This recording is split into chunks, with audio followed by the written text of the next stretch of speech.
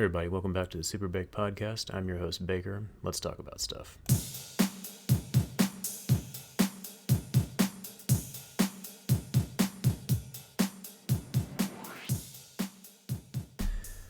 Well, the Chiefs and Buffalo Bills game went about as much as I expected it to go. I know, Josh Allen and the Bills, they're looking pretty much red hot this year. They've been looking pretty good, I think, the last couple of years. So I don't know. I wasn't really expecting much of a miracle out of that game. It's just frustrating. It feels like the Chiefs just keep getting in their own way often. We just had so many penalties out there, and it gets frustrating after a while. But we still got a winning record. I think we're 4-2. So I guess we'll see how we do next week against San Francisco. And I think we got a bye week after that. So all right, I guess we'll just have to see how things go from there. Anyway, for this episode, I wanted to discuss a couple topics. The first one is going to be episode 5 of The Rings of Power, titled Partings. So it seems like more interesting things are happening in this episode. We do get to go back and see the Harfoots and more of what they're doing. We see Nori and her family, who seem to be pretty far behind the caravan in this episode.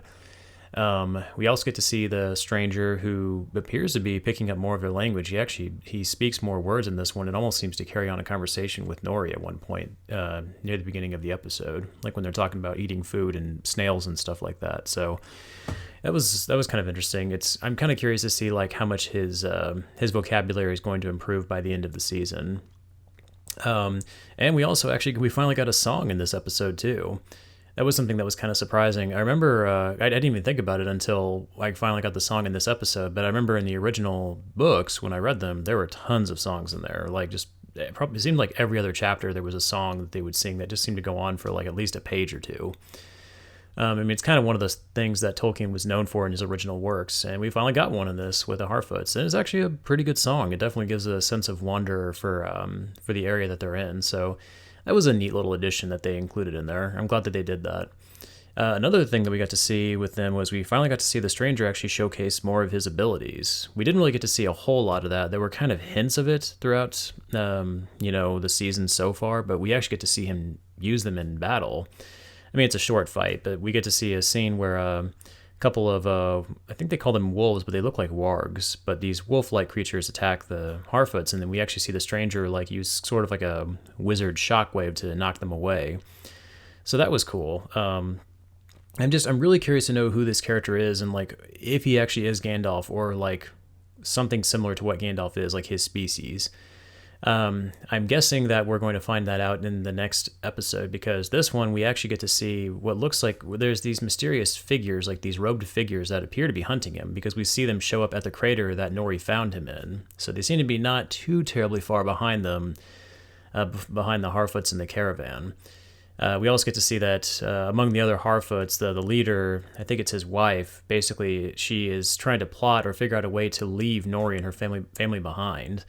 So we see that there's definitely some deception and some backstabbing potentially going on there. So I'll be curious to see how that's going to play out. It doesn't happen in this episode, but I'll kind of be curious to see how it plays out later on down the road.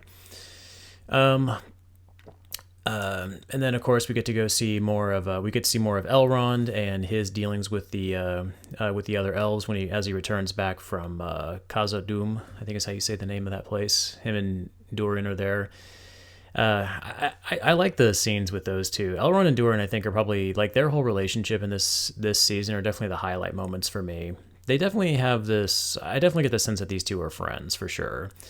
I just like how Durin he's kind of a jackass to the elves. I like the scene where he tells the elves at the table they're eating. He tells them that it's the stone the table is made from is actually it's a type of stone I think the dwarves use for funeral services and stuff like that, for coffins and tombs, and how he thinks it's disrespectful that they're using it as a dinner table, and the elves actually are immediately they're upset because they think they offended him, and then it's later on they just reveal it's a joke, and he Elrond's just that wasn't true, was it? And he's just no. It's that's such a jackass move. I love it. Yeah, Durin I think is probably he's definitely one of the better characters in the show, in my opinion. I like him and Elrond. I like their back and forth with each other, their banter. It's really good. And I like I just like we can see the dilemma that Elrond has in trying to keep the oath to his friend, because in the previous episode he promised Durin that he wouldn't tell the other elves about the mithril ore that he found there. And of course, in this one, we see he has a kind of a rather tense conversation with the Elf King, who basically knows about the ore, and that was the reason why he sent Elrond there, kind of misled him. So we get to see kind of a tense conversation between those two. But it's cool to see that Elrond is trying to stay true to his friend. It almost kind of seems like he's one of the few like actually truly good characters in the show, or at least he tries to be. I like the actor who plays Elrond. I think he's doing a pretty good job with this performance for sure. And then we bounce to the other story with Galadriel and Numenor as we see them finally setting sail for Middle Earth. It feels like they keep talking about it. And like in the last episode, they were kind of setting up to do it, and then it kind of ended with them deciding to sail. And then this episode, they actually do sail. We actually literally see them get on the ships to sail away. There's a little bit of a side plot with her trying to convince Halbrand to join them, because he's kind of not quite on board at first. So there's a little bit of a back and forth there, which I would have thought was a little bit annoying that they spent more time on that, because it's like, aren't we past this? I thought we were already decided we were going to go to Middle Earth, but he does end up joining them, and actually we get a pretty cool little heartfelt moment between Halbrand and Galadriel, where we actually get to see her show some rare emotion for once. It's kind of a cool little sweet moment between these two characters that I think was definitely needed. Just something to ground Galadriel and make her feel more like a relatable character, because up till this point she's been kind of distant and kind of icy to some of the other characters, or just stone cold to them, kind of, not very open, not very receptive to conversation or anything like that. So this was definitely a good, I think, character moment for her. And also for Halbrand too. I really do like these two. Regardless of whether or not we actually see them like together in a romantic relationship, I do like them. It's just sort of like friends. I think it kind of works in terms of the show. And I like that he does end up joining them for their voyage at the end of the episode. And we kind of get that cool little, like, he gives her that little side smile. So it's like, these two, they're buddies. They're cool. They get each other. And it's also cool, like in this episode, we get to see, I'm not super crazy about Isildur's character, but I do like in this episode that we at least get to see him kind of, make amends with his friends that he kind of fucked over in the last episode. So we get to see more of that. And of course, he's on the expedition with Galadriel and Halbrand as well, with his father. So, that was kind of a cool little side thing too. It does feel like there's quite a few side plots going on with this show. I do kind of wish maybe there weren't quite so many, but I don't have a problem with them. I just kind of wish the show was a little bit more contained, but regardless, it is what it is. We also see the Pharazôn, I think the guy with the beard, I think he's like the advisor to the king. We see that his character he appears to be plotting something kind of sinister in the background. We kind of see him have a conversation off to the side, so there's definitely a lot of moving parts, a lot of plotting going on, definitely Game of Thrones-ish stuff happening. So I'll be curious to see like where that's going to lead to. I assume there's definitely going to be a lot of deception that we're going to see revealed, probably in the season finale, if I had to guess. I'm just going to base that off of my experience watching shows like Game of Thrones and stuff like that. And then, of course, the other main story, we go back to Arondir and the humans that he hides with up in the tower. We see that Adar and the orcs are finally starting to march on them, preparing for battle. So, again, kind of like the thing with Galadriel and Numenor, it's like, okay, cool. So hopefully in the next episode, we're finally going to get some action happening. It seems like it just keeps building up to it. But, just been little in the way of, any actual action happening. So hopefully this next episode is going to be, fairly intense. Again, we do get to see some pretty cool character moments with Arondir's story. Like we see him kind of have a short little bonding moment between him and Theo, where he kind of teaches him how to handle, a bow and arrow. And then, of course, we see Theo reveal the sword hilt to Arondir, which, we get some revelations from that. I'm not going to go into too much detail on that, but that was kind of a cool little moment between those two. It was nice to kind of see Arondir show more of a relatable side, trying to reach out to another character, so that was cool. And then, of course, we get to see, more of Adar in this episode as well. There's a scene where a few of the humans actually end up leaving and betraying the others, and they go to join Adar and the orcs, basically to try to save their own asses. And one of the humans we actually find out that Adar apparently doesn't seem to be Sauron. So I guess, I kind of had I kind of felt like it was a little bit too obvious that he was Sauron. So I kind of had a feeling that he's just some elf. But there's a scene where a human actually calls him Sauron, and it almost seems to make him angry. So I'm guessing that means that he's just either someone who works for Sauron, or maybe he's just someone who maybe he's just some random elf who has a bunch of orcs working for him. Not quite sure. I'm curious to see like why that made him angry, but yeah, it was interesting though. I think Adar is he's creepy looking, I guess, but I don't feel like there's a whole lot to his character. So I'm hoping maybe we'll see more of him in the next episode or in the battle sequence. So I guess we'll find out. But yeah, I mean that's it was cool. Again, kind of setting up for more to come. I'm assuming that in the next episode, if I had to guess, I'm assuming that we're going to get a big battle sequence with Arondir and the humans fighting the orcs, and then I would assume that we're probably going to see some kind of battle happen with, or not a battle, but I assume there's going to be a lot of big developments with Galadriel's part of the story too. So I'm guessing Galadriel and Arondir's stories are going to be the two main focuses of the next episode or so. It seems like the Harfoots and their story have kind of taken sort of a back seat right now, but there is a lot going on there. It just feels like they're kind of setting up for more to happen down the road, which in the way this show's going, that might be the next season. So we'll just have to wait and see. But yeah, it seems like maybe this is the episode where all the pieces and all the things they've been setting up are finally in place, and that hopefully maybe episode 6 we'll see something finally happen. But I'm going to just have to wait and see. But as it stands right now, I'm still kind of waiting before I, make any decisions about whether or not I like this season. I want to wait until I at least watch the final episode, which I think premiered on Prime last week or something. So I think it is 8 episodes long. So I'm going to wait until I watch the entire season before I, decide whether or not I like it. I would say right now I'm curious to see where it goes. More curious than excited, I guess, would be a good way of putting it. I don't want that to sound like I'm putting the show down. I think I've said this before, so I'm not to sound like a broken record, but I guess I'm just kind of waiting for something to happen. So hopefully we'll get that in the next episode. We'll just have to wait and see. So next on the list, I wanted to talk about the teaser trailer premiere for the new Super Mario Bros. Movie. So the movie is being made by Illumination. Looks like the production companies include Nintendo and Universal Pictures as well as Illumination.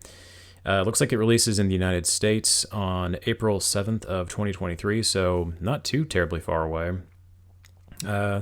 Film stars Chris Pratt as Mario, Anya Taylor-Joy as Princess Peach, Charlie Day as Luigi, which I like. I think he's definitely going to fit that role. Jack Black as Bowser, Keegan-Michael Key as Toad, and Seth Rogen as Donkey Kong, and then various other actors in the film as well. But those are kind of the main ones that I wanted to list off. And I'll kind of give my thoughts on how I feel about that casting here shortly. But I watched the trailer. Overall, I'm excited for this movie. It looks really good. I'm kind of getting the same vibe as I got for like the trailer for the Sonic movie, the second trailer after they went back and fixed Sonic's design. One thing I like about this movie is how it looks like, instead of what they did with the Sonic movie, where it was Sonic basically in the real world, this one looks like it's going to be entirely animated, which I think is definitely a good idea. I just like the idea of Mario kind of being in his own separate universe and just keeping it that way. So I think that works better. Just for this movie's sake. But yeah, watch the trailer.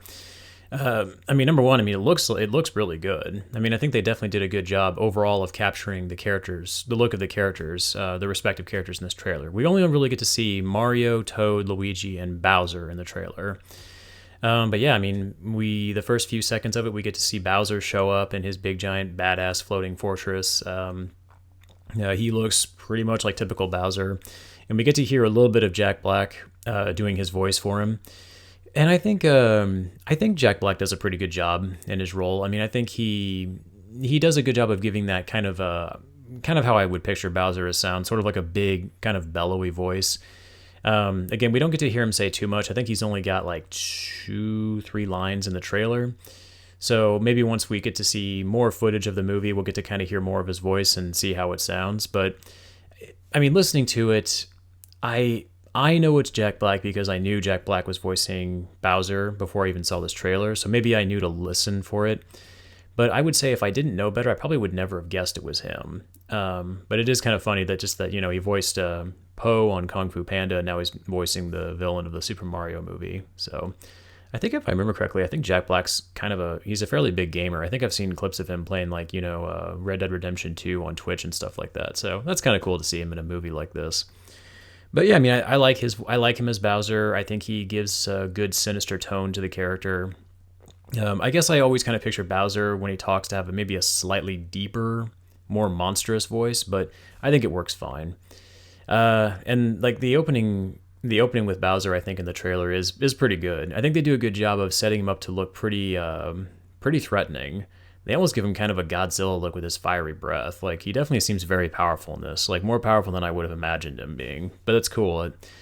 And then of course we get to see the star that he collects from this castle that he invades. That was a cool little nod to the old games. And something else I noticed in this trailer too, the kingdom that he invades, there's a bunch of penguins that show up and try to fight him and the Koopas. I wonder if that was supposed to be like a hint back at Mario's 64. Because remember in that game, in the snow level, there were like these penguin creatures that you could find, and the design of these penguins in this movie look exactly like those, or at least they look a lot like them, just very small. So I wonder if that was supposed to be like a nod back to the N64 game. It wouldn't surprise me. I mean, I'm sure there's people working on this movie, like animators and stuff and writers that probably grew up with those games. So yeah, I could see them doing that as sort of like a callback to, a classic game. So, but that was cool. I like good comical moments there. I like the design of the Koopas. I mean, they look pretty much exactly like how I would imagine them to look in an animated movie. Honestly, if I didn't know better, this could almost pass as like a Mario game, but just like with a higher budget animation to it. So makes me wonder if Nintendo will plan some kind of game for this, or to go with this. It'd be kind of cool if they did. And then, of course, the next scene we finally get a look at Mario. We see him kind of bounce into the world of the Mushroom Kingdom. We see all the mushrooms and toadstools all around him. And we even get to see Toad show up, and he gets a brief little, conversation with Mario. And man, even knowing that it's Keegan-Michael Key playing that character, like, I don't recognize his voice. I mean, I think that just shows, like, how good of an actor he is. Like, I really cannot, I can't tell that it's him playing that character, and that just blows my mind. Like, he genuinely sounds pretty much like how I would picture Toad to sound. As far as, like, Chris Pratt as Mario, so I've heard some people make some complaints about how he sounds. Like, it doesn't really sound like he's trying to, pull off the signature Mario Italian accent. I mean, he doesn't really have very many lines in the trailer, so we don't get to hear him say too much. But it almost kind of sounds like he's going for sort of like a Brooklyn accent, which I think is what Bob Hoskins went for in the original Super Mario's movie back from like 1993 or whatever. Which I'm sure I'll make a lot of comparisons to that movie too if I ever end up reviewing this for the show. But yeah, I mean, I don't know. I don't want to judge Pratt's voice too much just because, like I said, I didn't get to hear very much of it. But I mean, the part in the end of the trailer where he says, "Mushroom Kingdom, here we come," like that's where I kind of got sort of a hint of maybe kind of a Brooklyn accent, but I don't know. It was kind of hard to make out, so I'm not sure. So I know Pratt said in an interview that he's going to try to do something a little different for Mario, so I'm not sure what that means. I'm not sure if he's going to try to go for like the classic, well, obviously from the trailer I can tell he's not going for the classic Mario accent, so maybe he's going to try to do maybe a blend of his own thing with a Brooklyn accent. I'm not sure. And then Charlie Day, he doesn't really have any lines in the trailer, but we do get a brief little thing with Luigi running away from like these the zombie Koopas, which I'm so happy those things are in this movie. I love those. I know they have an actual name, but I can't remember what it is, but I love them. They're chasing him through what appears to be like a cemetery towards a castle, and we get to hear Luigi yell a little bit, and I gotta say, hearing Charlie Day's voice come out of Luigi, I think it definitely fits. I can definitely see him playing that character and fitting it pretty well. So I'm curious to see like more footage where we get to see more of him talking. One thing I'm curious to know, though, I'm curious to see some of the other characters that are going to be in this movie. Like, I wonder if Yoshi is going to be in this. I remember like Yoshi was like my favorite character when I was a kid, and I was so disappointed with how he looked in the original live action film. He was basically just a baby T-Rex, and he doesn't even really do anything. I'm hoping he'll be in this movie. That'd be cool to see. I'd also like to see maybe like if the Boos, like the ghosts, if they show up in this, that'd be pretty cool. Something else I'm kind of curious about as well that I think would be awesome, especially like maybe like sort of like a little Easter egg for like Mario fans, is if there's any Paper Mario characters in this. If they did that, I would love it. Like if they put like some of your old like your old party members from those games in there, like Koops and Goombario and stuff. Like, oh my god, that would be so fucking cool. Just they don't even have to have a big role, but maybe just have them in the background. I'm gonna have to look for that. Like, I'm gonna have to, like, when I watch this movie, because I'm most definitely gonna watch this movie, I'm gonna have to like look and see if there's just little Easter eggs like that they throw in there. I really hope, because Paper Mario and the first Paper Mario for the N64 and Thousand Year Door are like two of my favorite RPGs like ever. So like I just would love it if they did some kind of callback to them, even if it's just like if we just see a poster of Mario in the movie and it's like the design is like Paper Mario. If they do that, I'm gonna cheer. Like, I don't care how dumb I look. But yeah, I think it definitely looks like it's going to be interesting. I'm excited to see this movie. I'm getting good vibes from it.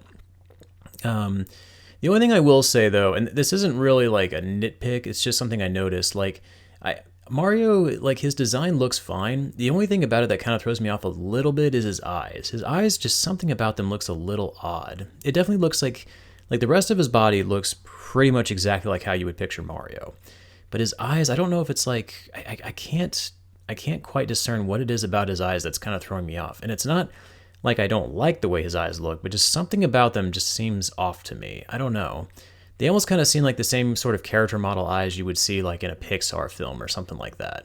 I don't know. I guess I just kind of picture like they should look more like how they would look like for the old, because since they're kind of going for a cartoony look anyway, I guess I just kind of picture like, kind of like how Mario used to look in the old animated show. Again, I don't have a problem with the way he looks. I think he looks fine. It's just when he first shows up and he turns around and when we see his face, I kept looking at him thinking like something looks off about him. And I think it's his eyes. I think that's what it is. But again, I don't know. I don't know exactly what it is. I can't quite put my finger on it beyond that. But I mean, regardless, the rest of the movie just looks fantastic. So I'm definitely excited about that. I love the way Mario looks. I love the way Toad looks, Bowser, Luigi. They all look fantastic. So definitely good detail in the character models.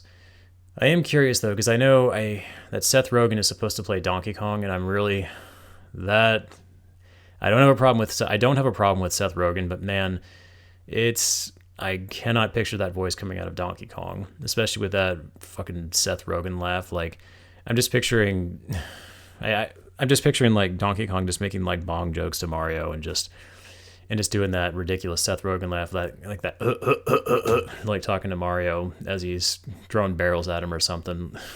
If they fucking do that, I'm gonna laugh so fucking hard. But I don't know. We'll see how that goes. That's not quite who I would have pictured playing that character, but I guess we'll see. I think Seth Rogen played the what was he? I know he was also in Kung Fu Panda. He was the praying mantis character. So, I mean, who knows? He might be able to work. I guess maybe that voice could work, just depending on how they do it. But yeah, I mean, like I said, I'm excited to see this movie. I think it's going to be good. Yeah, I mean, I'm looking forward to it, and I'm glad that we don't have to wait super long for it to come out. Spring of next year. That's not too far off. So. Yeah, I think this is definitely going to be a good movie. It looks like something that's definitely going to be enjoyable both for kids and adults. Someone like me who grew up with Mario games. So I think there's going to be hopefully a lot of Easter eggs in this game for people like me to enjoy, and just to kind of notice. And then the bright colors and funny characters for the kids to root for. So excited to see this one. All right, guys. Well, I think that's going to be it for my podcast today. For the next episode, I am going to post my review for the new movie Halloween Ends, which premiered this previous Friday.